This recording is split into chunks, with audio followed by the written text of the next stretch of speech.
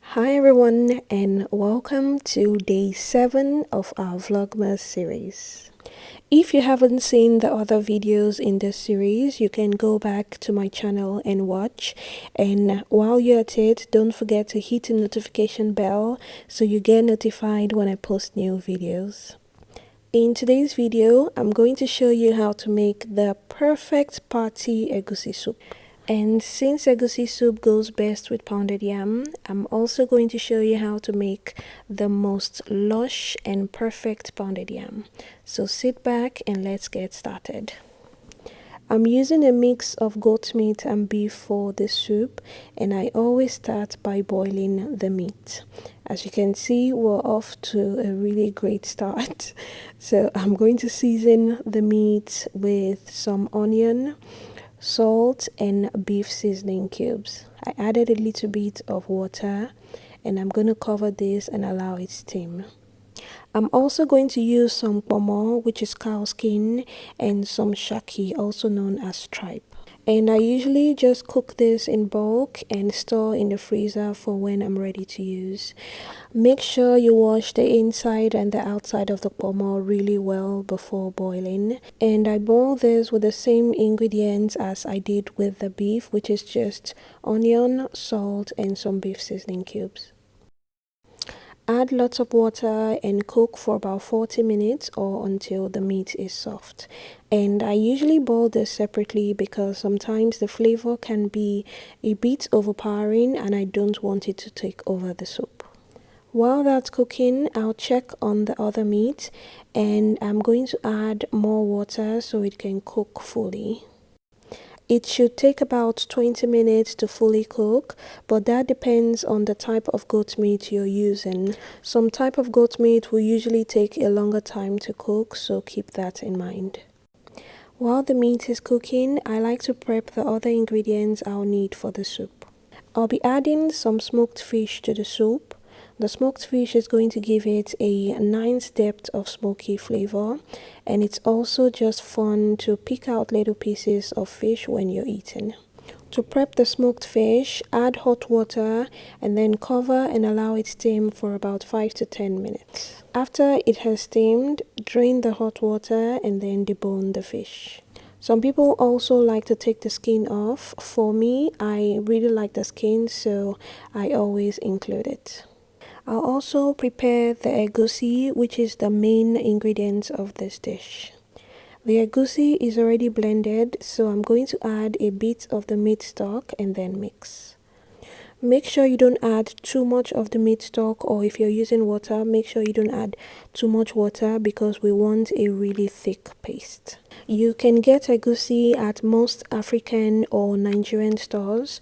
Egusi is also known as melon seeds, and you can get the whole one or the ground one. After mixing the egusi, set the paste aside and then we're going to continue prepping the other ingredients. For the base of the soup, I'm going to blend some bell peppers, habanero pepper, and onion. The habanero pepper is a bit spicy, so if you're not used to spicy food, you want to halve that or even just add a quarter. You can also use the English bell pepper, which is what I'm using, or the local one also known as tatashe. If you're using tatashe, make sure you take out the seeds and the strings inside so your soup doesn't turn out bitter. For the vegetables, I'll also be using some bitter leaf. Here I have some frozen bitter leaves, so I'm just going to leave that out to thaw. I'll also be using some fresh spinach, so I'm just going to wash this. If you don't like spinach, you can definitely replace that with your favorite leafy vegetable. I like to wash my vegetables twice. This spinach was particularly really dirty, so I washed the leaves individually and then I cut it into really small pieces. And after cutting, I just went over it a couple more times. For the second wash, I'll transfer the chopped spinach to a bowl, add lots of water, and then I'm just going to use my hands to scoop out the vegetable. I'm doing this in case there's any sand left in the vegetable. Like I mentioned, this bunch was really dirty, so if there's any sand left after slicing, it's going to sink to the bottom and then I can have my sand-free vegetables at the top. My bitter leaf has fully thawed, so I'm going to slice this into small bits. The bitter leaf has been fully washed, so it's no longer bitter, just very slightly. I'll probably do a video in the future on how to properly wash your bitter leaf. I found a little uziza leaf in my freezer, and uziza is my absolute best vegetable to add in egusi soup. So I just chopped that up into small pieces and I'm going to add that later. Finally, for the prep, the pomo is fully cooked, so I'm going to cut this into small pieces. You can also leave it whole and add the large pomo directly to the soup. I prefer to cut it because I like to get the little pieces of pomo when I'm eating. Now that all the prep work is finished, we're going to assemble everything and make the soup. Start by heating up some palm oil and then fry some chopped onions and iru. Iru is also known as locust beans or dawa dawa. If you don't like iru, you can definitely leave it out. Fry the iru and onion for a few minutes and then add the pepper mix. Next, season with just a little beef seasoning cube and then we're going to fry this for about 10 minutes. I use a lot of oil when making egusi because that's how to make it the traditional way, but if you want to reduce the amount of oil, that's fine too. Fry until it changes color slightly and then add some of the meat stock from the beef and goat meat. Give this a good mix. If you don't have enough meat stock, you can add water. Allow the base come to a boil and then add the egusi paste. Add the egusi paste in little chunks like this, almost as if you're making akara. If you like lumpy egusi or party style egusi soup, this will be the best method to achieve that.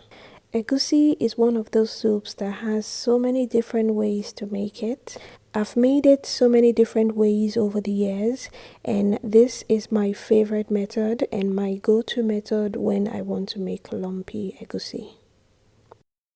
After adding the egusi, cover and allow to cook for about 15 minutes on low-medium heat. Egusi soaks up water and burns easily, so make sure you have enough water before covering and make sure you're doing this on low heat. Mix and break apart the clumps of egusi and then add more water or meat stock. Next, add the smoked fish bits, the meat and the remaining stock, and then add some crayfish powder. Also, don't forget the remaining obstruction, which is the pomo and the shaki. So add that and then give the soup a really good mix. The soup is almost ready. At this time, I like to taste and then adjust the seasoning if needed. I added a little bit of pepper, like hot chili pepper, and then a little salt to taste. Give this another mix and then we're going to go ahead and add the vegetables. I like to add the bitter leaf first because this is on the tougher side, and then I add the uziza leaf. I'll add a bit more water. The egusi constantly soaks up the water, so you need to add water every now and then when you see that the soup is too thick. Cover and allow to cook for a few minutes so the vegetables and the soup really come together well. Finally, I'll add the chopped spinach. The spinach cooks really fast, so that's why I'm adding it last. And the spinach is mostly to give the soup a really nice, fresh and vibrant color. And spinach also adds a lot of nutrients, so I always like to include it. Give the soup one final mix to spread out the vegetables evenly. If there are any large clumps of egusi, you can break that up. Some people like to eat the clumps of egusi. I don't really like the big clumps, so I always break that into really small clumps. The spinach only needs about 2 to 3 minutes to cook. Once it's cooked, your egusi soup is ready. This egusi soup was absolutely delicious. Like, I can't even explain how good it was.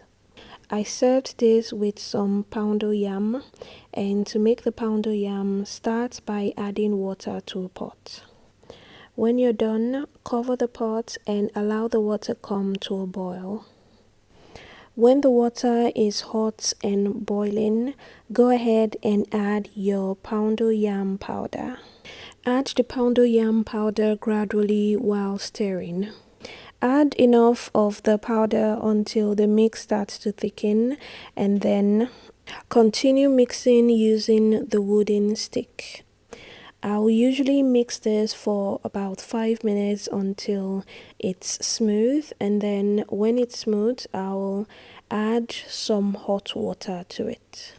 After adding the hot water, I'll cover it and allow to cook for about 5 to 10 minutes on low heat. And the reason for this is so the poundo yam cooks really well and it doesn't have a raw taste.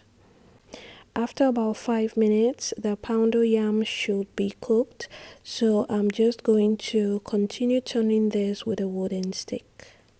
If you like your poundo yam on the softer side, you can add a bit more water and then continue to mix.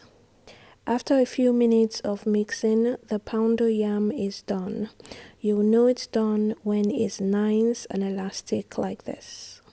Go ahead and scrape the stick so you don't waste any of it, and then proceed to serve. To serve this, wet your plastic scoop so it comes out really easily. If you're not eating it immediately, you can wrap this in a plastic wrap like this. Also, if you're not ready to eat this immediately, you can make the poundo yam a bit softer so when you're ready to eat, it will be perfect. After wrapping, you can store this in a cooler or a sealed container. If you're eating this immediately, go ahead and scoop out directly from the pot. Always dip your scoop in room temperature water before scooping out for a flawless finish. Serve with your piping hot egusi soup and enjoy. If you found this video helpful, let me know. If you have any questions about this recipe, don't hesitate to leave me a comment or send me a DM on Instagram. My Instagram name is Kiki Foodies. That's it for day 7. Thanks everyone for watching. Please subscribe if you haven't done so already, and make sure you come back tomorrow for a brand new recipe. Bye for now.